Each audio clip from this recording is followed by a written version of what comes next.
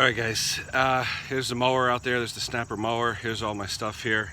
Basically, I took the old rectifier and the line was pretty burnt, so I cut back until I could see nice shiny copper. If you see dark copper, burnt copper, green copper, cut that off. You want a nice shiny copper for your connection.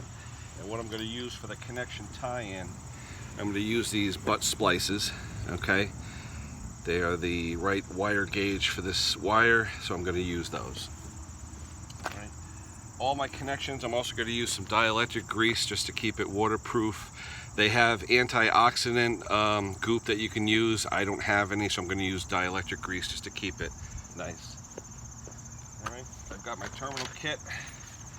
Alright, I have all kinds of terminals. Every time I see them on sale, I buy them, and buy good terminals. I mean, you could buy crappy ones, and you buy good ones, but buy decent ones. I also have my Harbor Freight shrink tubing. I usually, whenever I see it on sale, usually $3-4, and you get a ton of tubing. All right, let's get started.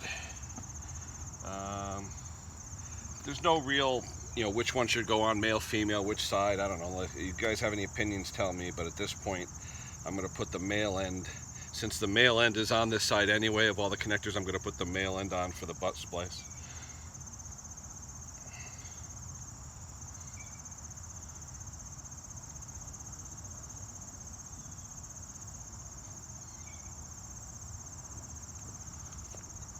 Alright, and using the crimp connector here with the correct crimp for this, I'm going to crimp it.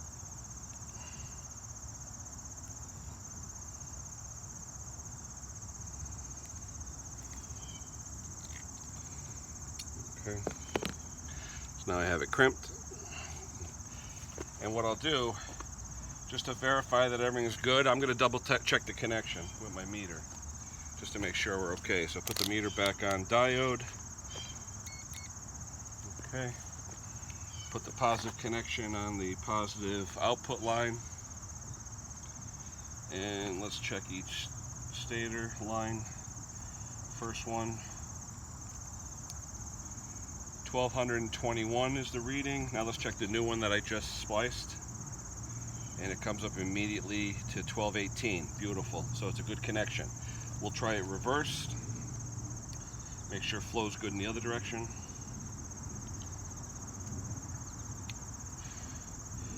Okay, this one here should be 5 something. 538, and the new connection I did.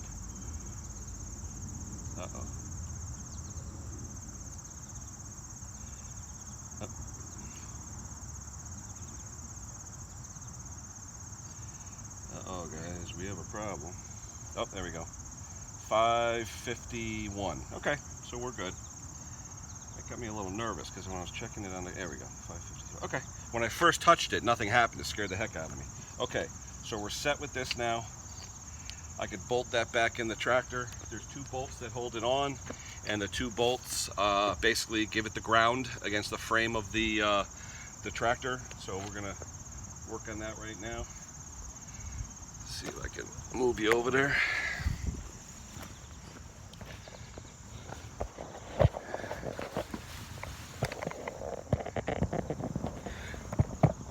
I love my little tripod, but sometimes it's a pain in the butt.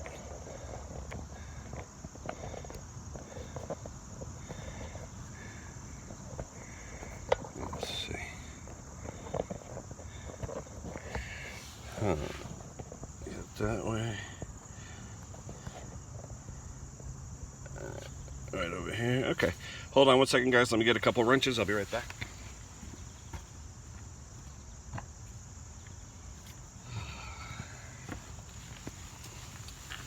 Alright, let's see what we got here.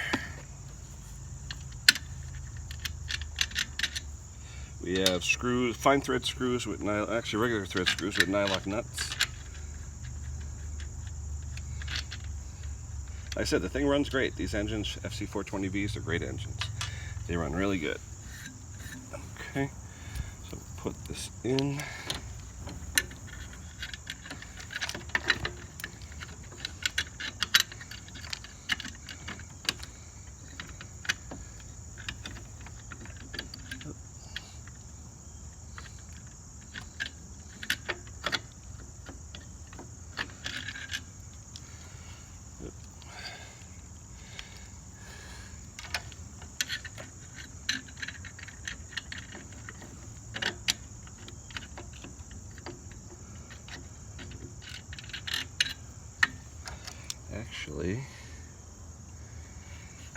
think. Oh, it mounts to the back. So, that's weird. I thought I took it off this way, but it doesn't line up if I do it that way. Maybe I took it off this way. Anywho, I don't think it matters. I will put it in the other way. The other way, it's got a perfectly clean plate. Yeah, yep, goes on that way. All right. Been a few days, sometimes you forget. Nylock nuts. All right, let me get a couple of wrenches so I can tighten down on it.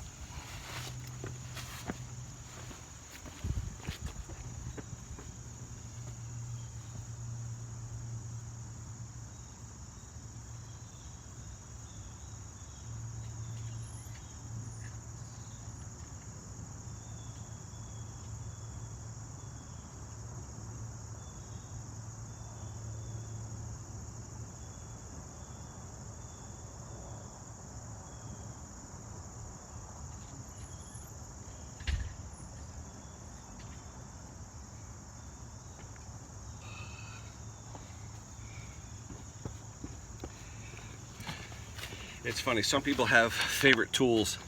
This set of Craftsman 1/4-inch ratchets, I've had this for years, and the hinge is broken off, the lock, but I love it. It's one of these things, it's a go-to tool I use for everything. So, you know, you have your favorite tools you don't want to lose. This is one of them for me.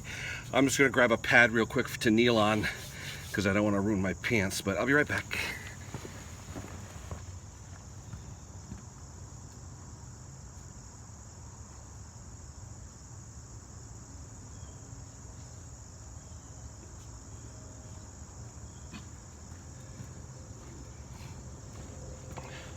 What I'm going to do first, guys, before I heat shrink and goop everything up, I'm going to test it, okay? I want to test it to make sure it's good before I seal everything up.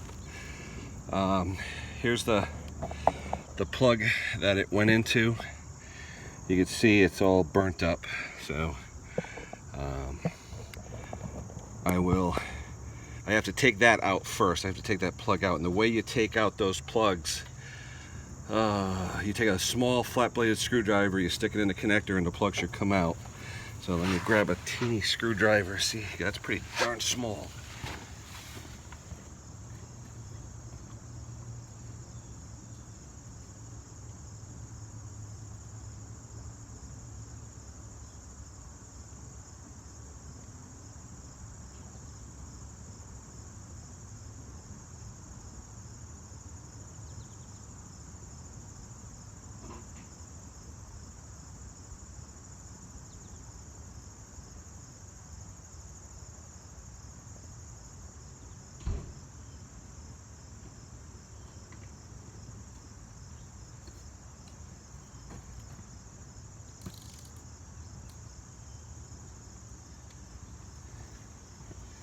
All right. I'm going to plug the phone in so it doesn't die. It looks like it needs some charge. Okay. All right. I've got some small screwdrivers, an assortment, different ones, and a jeweler's screwdriver, because I think the jeweler's might be the best to try and get this out. Actually, you know what?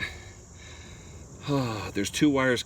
Actually, this plug here is this one wire right here connected to the harness. I'm going to try and get it out. If I can't get it out, I'll just cut it off. But at this point, I'm just going to, let's see. Yeah, there's all kinds of char on this thing. Let's see if I can get it out.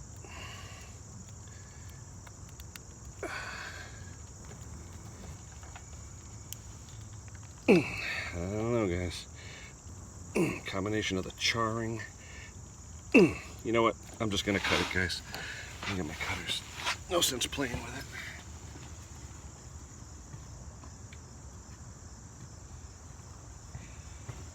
Oh, you can see, here's the condenser, the actual condenser that plugs into that socket. There's the plug. All right, this wire that goes in there, like I said, it's just the one wire. I'm gonna just cut it. It's weird, they use a 6-plug connector and there's only 4 wires. Okay. Alright, that's cut.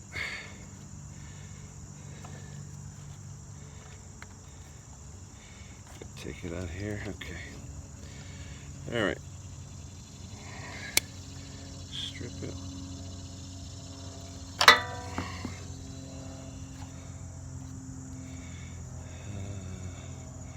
Go a little more. Make sure I got nice virgin copper. Yeah, we'll go a little more. Let's go a little more. Okay. You just want to make sure you have a good connection. All right, let me get the splice connector.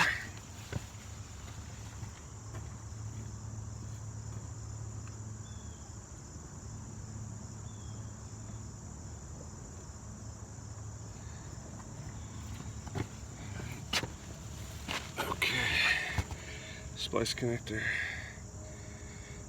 which is the female end now.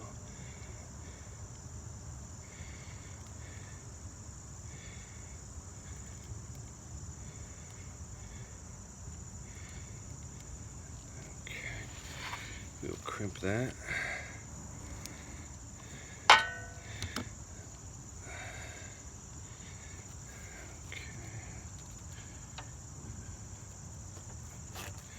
Okay, that is crimped. All right, moment of truth, guys. This connector here.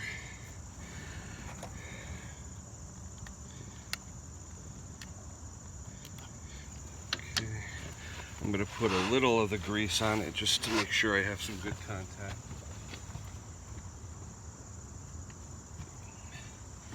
And then we can fire her up to see what happens. Put a little dielectric grease. So filthy.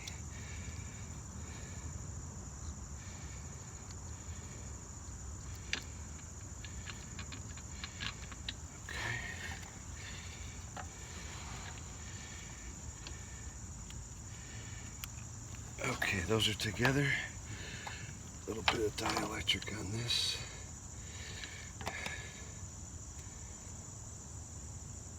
Those are together. Now we connect the condenser. All right, this is the moment of truth, guys. I'm gonna fire her up. I'm gonna run back here, make sure this connection isn't smoking, and then we'll see. So I'm gonna put you guys right here. I'm gonna start her up, and I'm gonna hopefully run over here real quick and don't see any smoke. Hopefully we'll be good.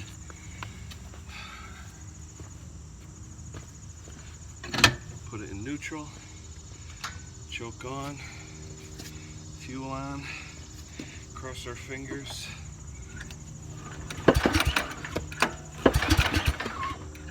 Oh, gotta turn the key on.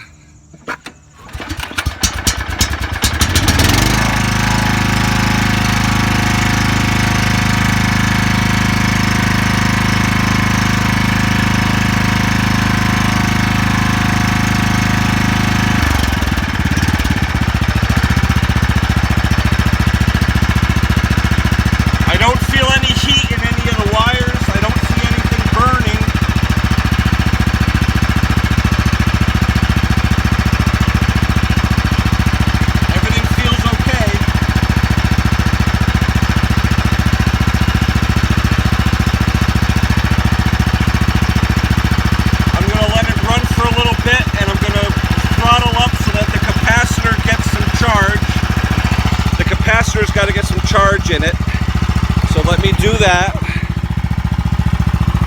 One problem I did have, as I told you guys before, was when I tried to put it in reverse, it would cut out. So I'm going to try reverse now and see if it cuts out or smokes.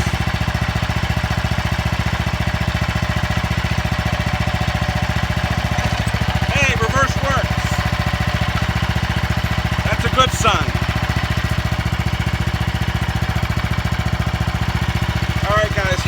real moment of truth. I'm going to rev it up and I'm going to turn the PTO on. Let's see what happens.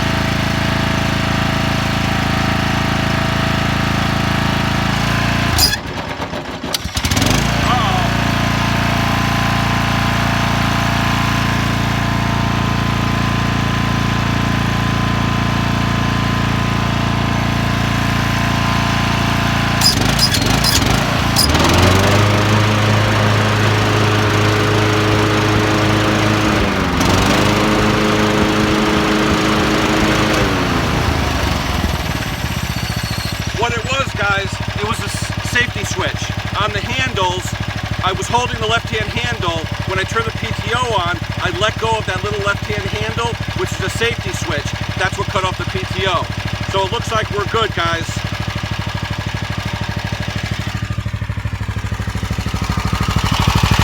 Everything's good, connections are good. No overheating, no anything. I'm gonna shut her off. Oh man, am I happy. So right now I'm going to give a thumbs up to Craig Timmons, who said it's probably just a connection because it was loose and it fried. I wanted to make sure, so I ordered another rectifier regulator, but you know, now I think it's good. One thing I didn't realize, these safety switches right here, you have to make sure they're down when you put it on. Oh, there we go. There's the switch right there. There's an actual switch. You got to make sure that those switches are satisfied. Okay, I'll turn the camera the other way.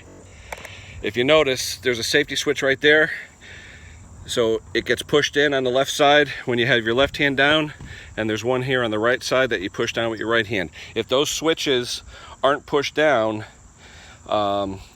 it won't, the PTO will fail. And probably that's why when I tried the reverse last time that it didn't work. Maybe I had my hand off one of these switches. Okay, but guys, it looks like we've got a definite successful repair here, and I am so excited. I have another unit in the back I showed you before, which was a Skag. Had the same problem. I'm going to get that going. It needs a transmission, but other than that, I think everything's cool with it. But guys, this is a definite successful repair for me. And hey, just words of advice from me to all you guys out there. If you see the burnt up connection, don't just assume that the part's bad. I mean, a lot of times you go to the dealer, you give him something like that that's burnt, he's going to replace it, and yeah, that'll work. But this one was fine. I just needed to change the connection. The dealer wants $196 for the rectifier regulator. They want about $140 for the condenser.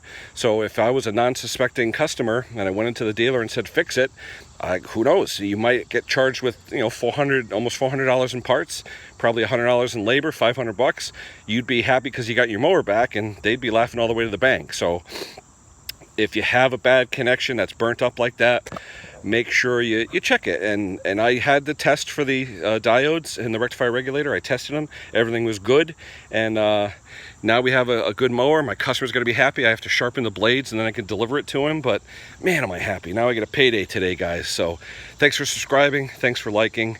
And I hope this helped some of you, because there are no videos out there that show this single phase regulator rectifier and what happens when they burn up. So hopefully it helps you guys. All right, we'll talk to you soon.